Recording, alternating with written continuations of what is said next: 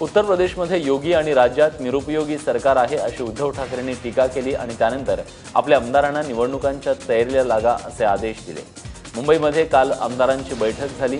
जीएसटीसाठी येत्या 20 तारखेला अधिवेशन होणार आहे आणि त्या पार्श्वभूमीवर ही बैठक घेण्यात आली आहे। जीएसटीच्या मुद्द्याला शिवसेनेनं पाठिंबा दिलाय, मात्र महानगरपालिकेची स्वायत्तता अबाधित राहावी अशी अपेक्षाही यावेळी त्यांनी व्यक्त केली आहे।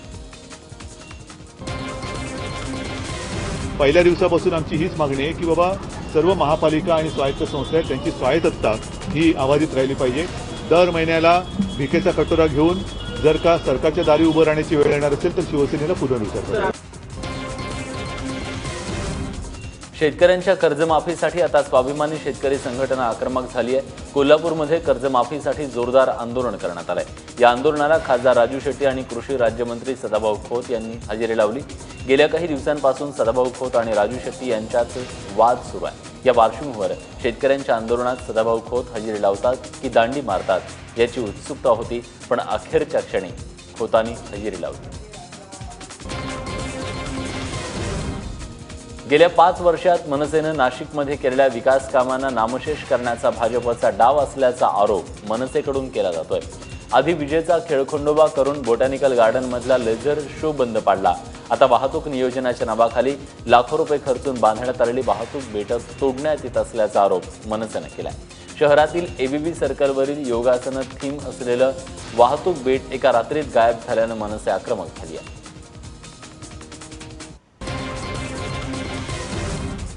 ऐन उन्हाळ्यात महावितरणच्या ग्राहकांना भारनियमनाचा त्रास सहन करावा लागणार आहे। राज्यभरात गरजेनुसार सर्व ठिकाणी महावितरणकडून भारनियमन लागू केलं जाणार आहे। औष्णिक प्रकल्पाचे काही संच बंद पडल्यानं महावितरणनं हा निर्णय घेतलाय। राज्यात जवळपास 4100 मेगावॅट विजेचा तुटवडा सध्या आहे। Koradi, Parli, Chandrapur, Ratan India, Tarapur, Mundra, Adani power plant आणि एनटीपीसी मधून महावितरणला वीज उपलब्ध झाली नसल्यानं भारनियमनाचा निर्णय महावितरणला घ्यावा लागलाय। महावितरणच्या या निर्णयाचा फटका थेट शेतकऱ्यांना बसणार आहे। यानंतर बातमी अवकाळी पावसाची आहे। सिंधुदुर्ग जिल्ह्यात अवकाळी पावसाचा कहर सुरूच आहे। आज दुसऱ्या दिवशीही संपूर्ण जिल्ह्यात पावसानं हजेरी लावली। संध्याकाळपासून काल पावसाची रिपरिप सुरू होती। विजांच्या गडगडाटासह पावसाला सुरुवात झाली। तिकडे सांगलीतही जोरदार पावसाला सुरुवात झाली। दिवसभर ढगाळ वातावरण होतं। सांगलीत काही ठिकाणी गारपीट देखील। मुंबई नागपूर समृद्धी महामार्गाच्या अडचणी काही केल्या संपत नाहीयेत। महामार्गाला विरोध नाही, पण सुपीक जमीन कशी देणार असा खडा सवाल विचारत शेतकऱ्यांनी जमीन देण्यास नकार दिलेला आहे। बुधवारी शेतकरी आणि एमएसआरडीसीच्या अधिकाऱ्यांची जमीन हस्तांतरणाबद्दल झालेली बैठक निष्फळ ठरली।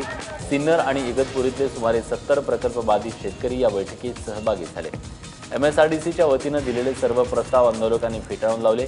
पर्यायी मार्गाबाबत विचार करा, अभ्यास करून 5 दिवसांनी पुन्हा या विषयावर चर्चा करू असं आश्वासन एमएसआरडीसीच्या वतीनं देण्यात आलं।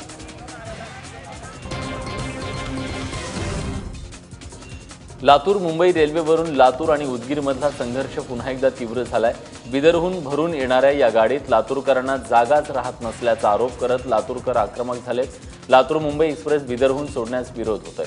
काल उदगीरमध्ये रेल्वे संघर्ष समितीनं बंदची हाक दिली। या बंदला चांगला प्रतिसाद मिळाला। त्याला उत्तर आज लातूर आणि उस्मानाबादेत बंद पाळण्यात येणार आहे।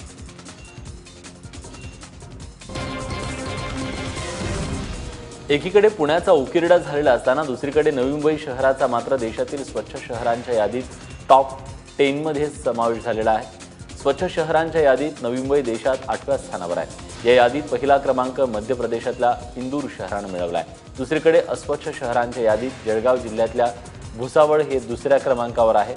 यूपीतलं गोंडा हे सर्वात तळाला म्हणजे अस्वच्छ शहर आहे। यंदा स्वच्छ सर्वेक्षणात 434 शहरांचा सहभाग होता।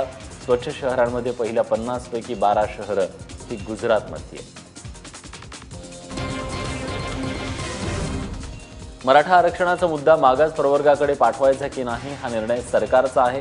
त्यासाठी न्यायालयाच्या परवानगीची गरज नसल्याचं मुंबई उच्च न्यायालयानं स्पष्ट केलंय। मराठा आरक्षणाचा मुद्दा मागास प्रवर्गाकडे पाठवण्याची विनंती राज्य सरकारनं केली होती, त्यावर निर्णय देताना न्यायालयानं याचा निर्णय सरकारवर सोपवला। मराठा आरक्षणाचा मुद्दा आयोगाकडे पाठवण्याची गरज नसली तरी भविष्यात ती पडू शकते असं मत कोर्टानं नोंदवलं। त्यामुळे मराठा आरक्षणाचा रेंगाळणारा प्रश्न आता कोणत्या नव्या वळणावर पोहोचतो हे पाहणं महत्त्वाचं आहे। देशातलं पहिलं पुस्तकांचं गाव अशी अधिकृत ओळख असलेल्या महाबळेश्वरमधील भिलार गावाला आता ही नवी ओळख बहाल झाली आहे। मुख्यमंत्री देवेंद्र फडणवीस यांच्या हस्ते गावात लोकार्पण सोहळा पार पडला। यावेळी सांस्कृतिक मंत्री विनोद तावडे आणि सार्वजनिक बांधकाम मंत्री एकनाथ शिंदे देखील उपस्थित होते। लोकार्पण सोहळ्यासाठी भिलार गाव सजलं होतं। या गावातल्या अनेक घरांमध्ये विषयानुरूप वाचनालय सुरू करण्यात आली आहेत। या वाचनालयांना कोणतंही शुल्क आकारलं जाणार नाहीये। पुस्तकाचं गाव म्हणून ओळखल्या जाणाऱ्या गावामध्ये आपलं मन आणि त्यासोबत आपलं घर हे देखील ज्या लोकांनी सदा सर्वदा करता उपलब्ध करून दिलं त्या संपूर्ण गावकऱ्यांना मी मानाचा मुजरा करतो।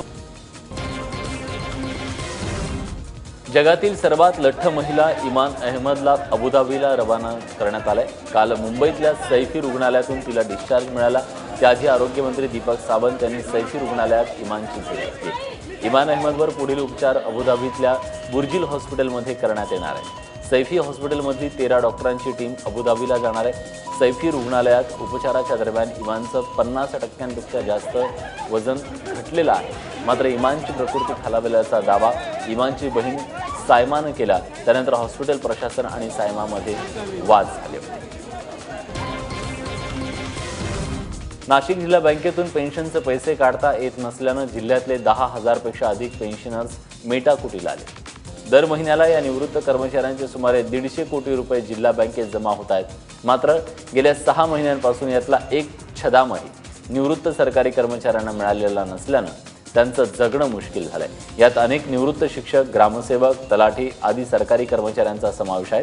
शेतकरी शिक्षकांपाठोपाठ आता निवृत्त सरकारी कर्मचारीही जिल्हा बँकेच्या विरोधात आक्रमक होत असल्यानं जिल्हा बँकेच्या अडचणीत वाढ होईल असं दिसतंय। मुकेश अंबानी आणि त्यांच्या पत्नी नीता अंबानी यांनी शिर्डीत साईबाबांचं दर्शन घेतलं। सध्या सुरू असलेल्या IPLच्या पार्श्वभूमीवर नीता अंबानी यांनी हे दर्शन घेतल्याचं बोललं जात आहे। गेल्या वर्षीही याच काळात त्यांनी साईंचं दर्शन घेतलं होतं। यावर्षीही मुंबई इंडियन्स चांगली कामगिरी करत आहे, त्यामुळे विजेतेपदावर मुंबई इंडियन्सनं नाव कोरावं यासाठी नीता अंबानी यांनी साईबाबांकडे साकडं घातल्याचं बोललं जात आहे।